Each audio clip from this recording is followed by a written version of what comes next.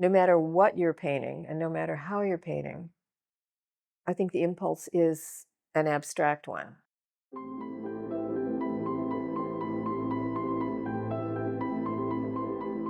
My name is Kim Uchiyama, and I'm a painter.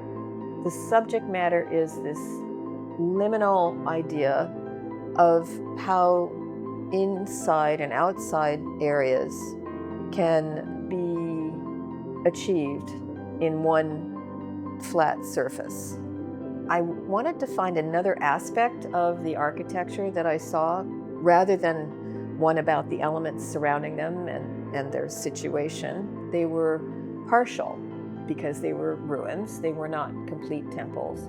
The mind, the imagination wants to see them whole. Columns were meant to be a way of transitioning. You're looking through something, and when you look out, you're seeing nature. You're seeing somehow the connection of architecture to its exterior environment. The effect of it, the feeling of it is something that I'm looking for. I'm looking for those ideal proportions. Frank Lloyd Wright actually had a house in the town of Des Moines, and it was a big influence. The Des Moines Art Center had its original design done by Eliel Saarinen, and wings were eventually added on by Richard Meyer and I.M. Pei.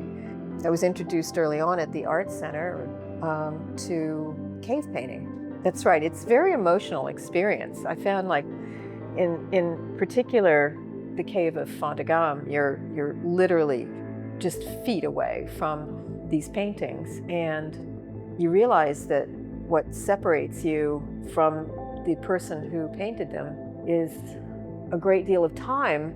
They're so fresh, and you realize it's the same emotional experience. For me, the impetus was working with horizontal bands, and that came from having grown up in rural Iowa, where there is a real sense of the horizon and of the weight of the sky on the land. And in the last 9 years, I've made various trips to the Mediterranean area, but Sicily in particular. I was really struck when I went to those places with the elemental aspects that characterize these sanctuaries. So I worked with the bands and considered the intervals of raw linen in between to try to show a feeling of ascension where possible. I also was trying to get them to reflect something of the colors of nature that I found there. I would use the horizontal bands in a vertical format to counter the movement. I think I've always loved the idea of strata and of different layers of earth and geology as signifying the different layers of time. As a painter, you're always adjusting this or that proportion, measure, scale.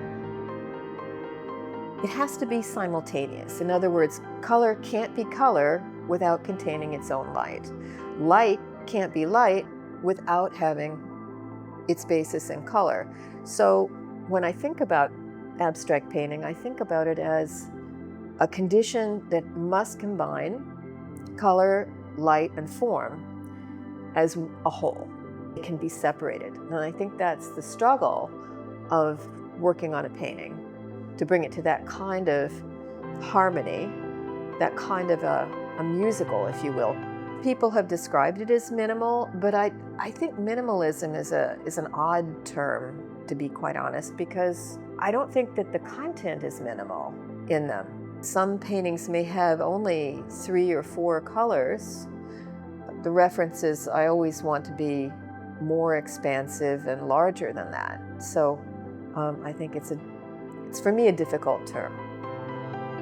Being a painter, being an artist in general is about trying to convey something, to share something. You're painting it alone, but you do have the impulse to want other people to see it and to understand something. I think maybe in some way you're wanting them to understand something about you. I think it's a very basic form of communication that goes back to what we were talking about earlier with the cave paintings. In that way, I think painting is a cosmology. I mean, ideally, we would all have our own cave to paint.